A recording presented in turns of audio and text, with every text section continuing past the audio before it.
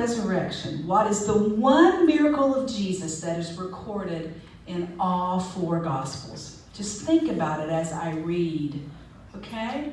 What one is recorded in all four Gospels?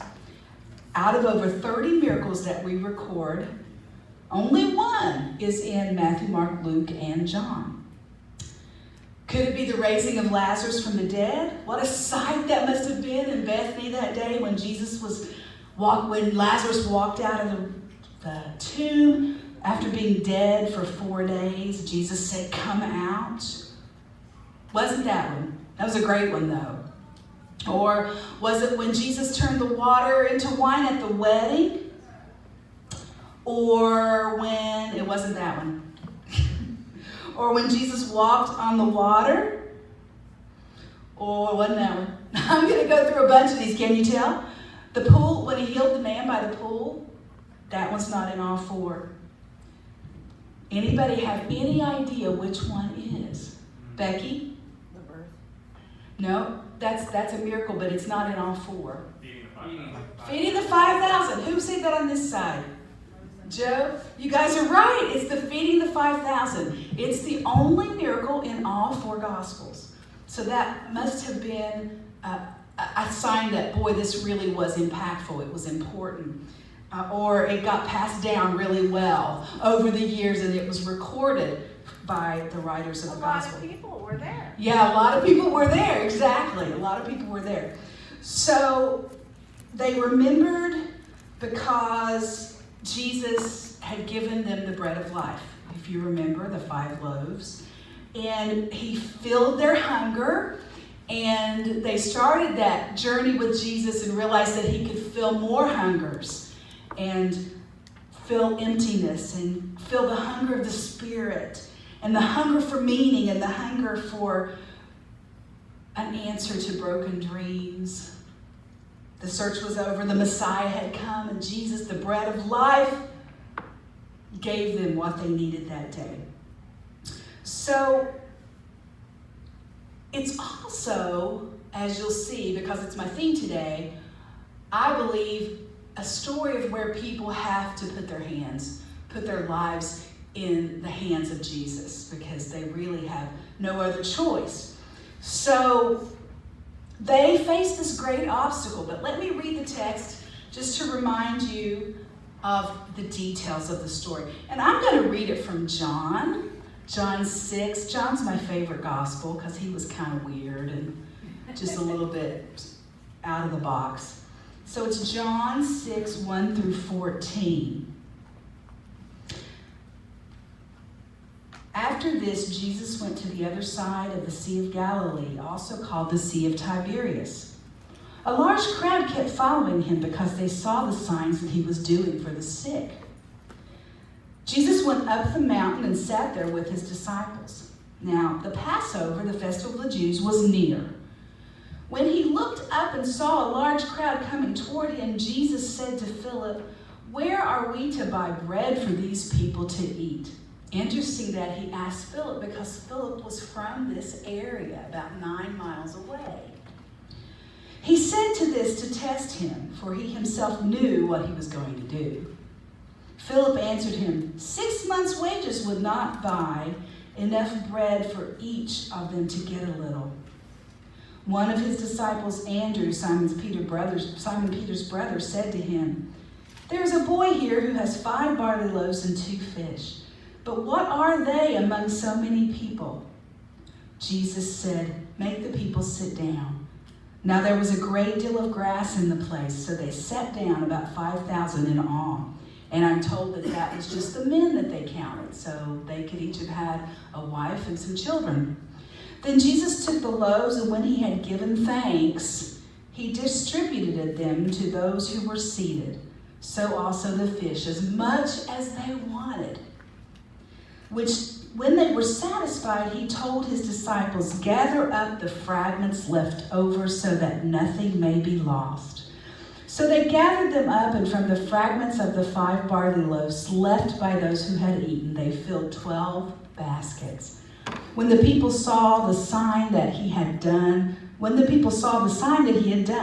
they began to say, This is indeed the prophet who has come into the world. May God bless the reading of his word. Now, that was a struggle because for me to read because I am a little embarrassed to say that I lost my glasses in the ocean. For my whole life, I have tested fate wearing my glasses in the ocean and never had a problem. But I got hit by a big wave, and there's now some fish who's nearsighted who's had his vision corrected. And God was with us, or fate, because I had my last glasses in the van. So the script is just a little off. But I don't know about your insurance, but you have to go a whole year before you can get a new set. So I'm going to be wearing these for a couple more months. But yeah, I was like, kids, your mom has been stupid and tested fate too long wearing her glasses in the ocean. So I talked to every little boy on the beach who had goggles, and I said, you find my glasses, I'll give you $25. But they were long gone. They were long gone. Okay, so the key to this whole story is what Jesus can do with our lives when we put them in his hands. Now, I believe that we can pull out 3 elements from this story that will help us, and just to make it easy to remember, they all 3 begin with B. So the first element that shows us or gives us instruction on what to do is to bring. The first thing that had to happen was they had to bring the need. They had to bring the whatever they had to Jesus. We have to be willing to come to him.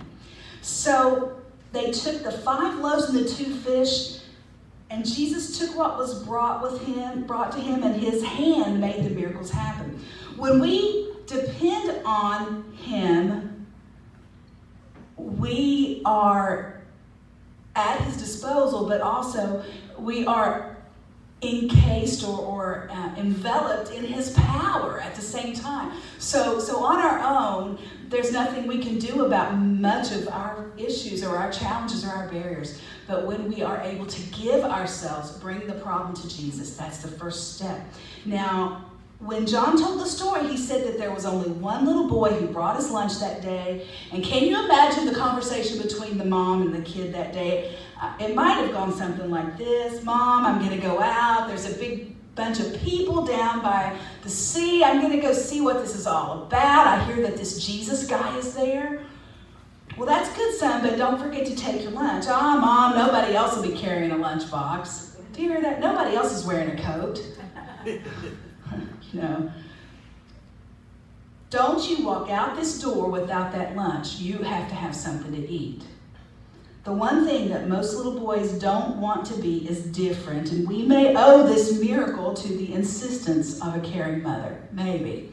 So for whatever reason, he had this bag of food. Now, one of the commentators that I read last night, and I had never thought of this before, said that 5 loaves and 3 fishes was really a little bit more than a little boy could eat, and that maybe he had heard that the crowd was there and he was taking that to sell, to make a little extra money. Interesting thought. I'd never thought of that before. But regardless of how the bread and the fish got to Jesus, they were put into his hand. It was the bringing of all that was available to him. All they had. And it was little, but it was put into the master's hand. William Booth, the founder of Salvation Army, once was asked the secret of his spiritual powers. He said, Jesus Christ has always had all of me there is to have. Jesus Christ has always had all of me there is to have. That's the secret. The willingness to get out of ourselves, out of our hands, and into the hands of Christ. The psalmist talks about the undergirding strong hand of God. Sometimes I look at people that I see when I'm out people watching, or I can imagine that God's people are gathering around the world and we're all bringing big problems like, how in the world am I going to blank? How in the world are we going to feed 5,000 people? Put your name and your obstacle in that blank. How in the world will I ever overcome blank? That relationship that's gone awry, that needs to be healed, that illness that you face, that you see no way out, that financial situation that may be wearing you down, that job that you just wish could be something else.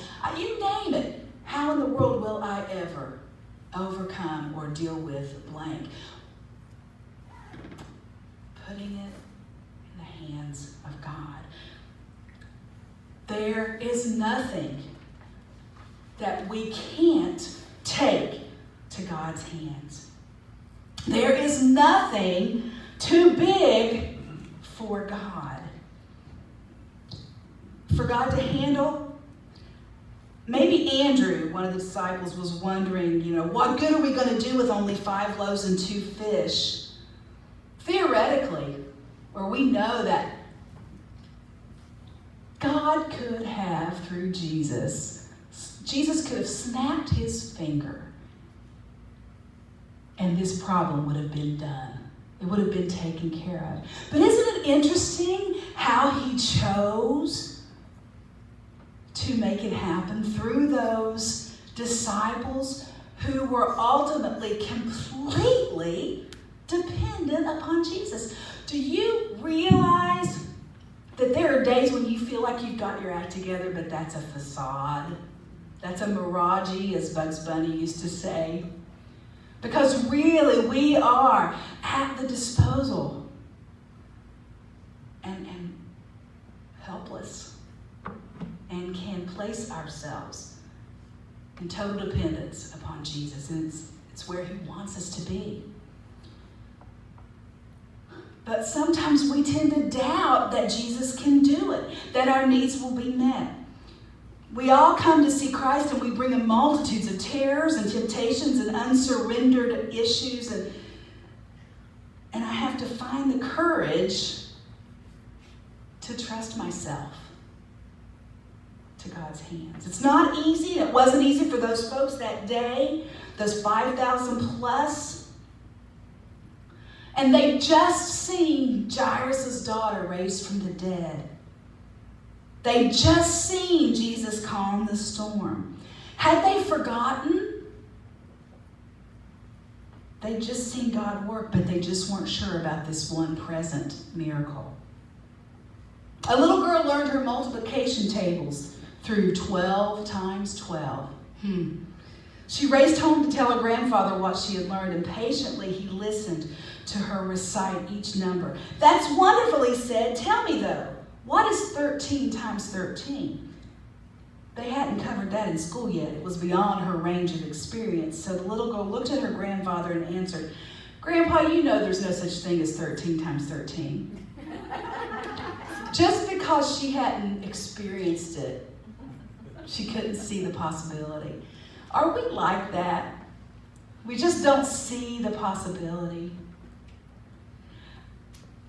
Sometimes we look at the powers and principalities and the things going on in the world, and we might even think, what can a little church like Garden Baptist do? Oh my goodness. It's not up to us to figure it out. It's up to us to put ourselves in God's hand. And then when the need of the world meets us, the passion of our heart, then we will know what it is we are to do. So I'm reminded of that little story about that little girl when I think about these disciples. Because Andrew says, "But what are they among so many, those little fish and bread, loaves of bread?" So we have to bring it. The second thing we have to do is to allow God to bless it. Bring it, bless it.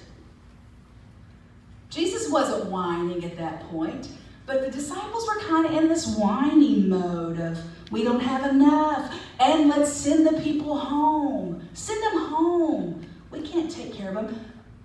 On the other hand, Jesus is taking the loaves and the fish, and I imagine he lifted them and he blessed them and he thanked God for what he had. How about what we don't have rather than what we have. You're never guilty of that, are you? If I were just more talented, I would serve God. If I just had more money, I would serve God. If I had the gifts that someone else had, I would really make a difference for Christ. God wants you to just be grateful for who you are, warts and all, and bring it to Him and let Him bless it.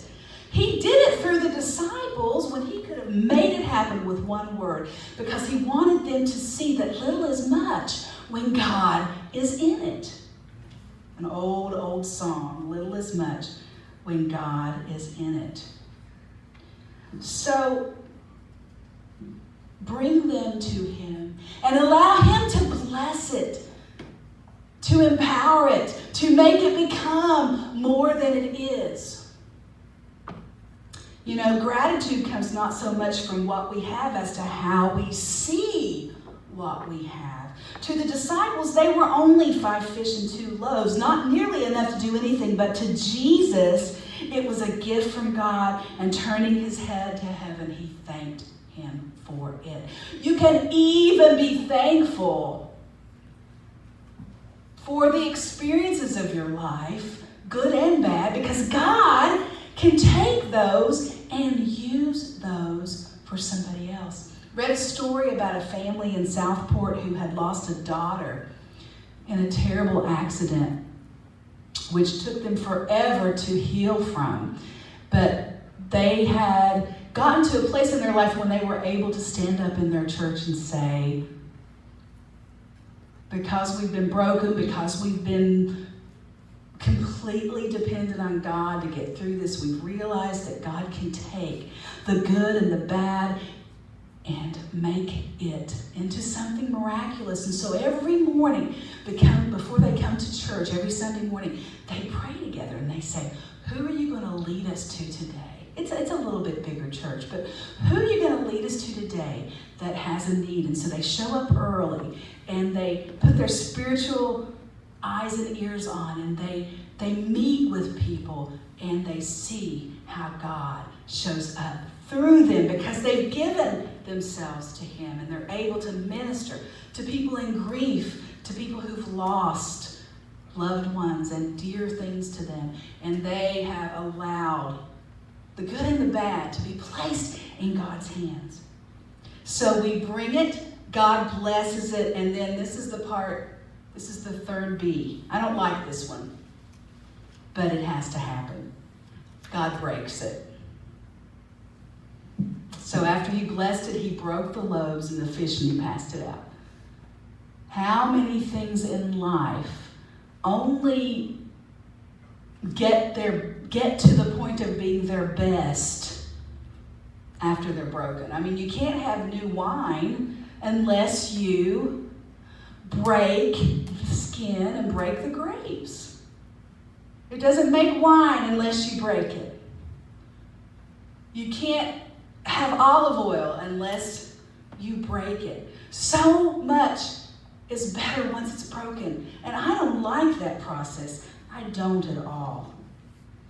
But when you think about all the things in the Bible that had to be broken, what comes to your mind?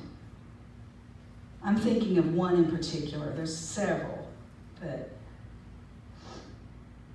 the woman with the alabaster box broke it to wash Jesus' feet with the ointment and dry it with her hair. And they got really mad because the box was broken and inexpensive. What else had to be broken? Christ's body had to be broken. That's the ultimate. So oftentimes, and I hesitate to say 100%, but in my life, I don't think there's ever been a time when there hasn't been some kind of breaking.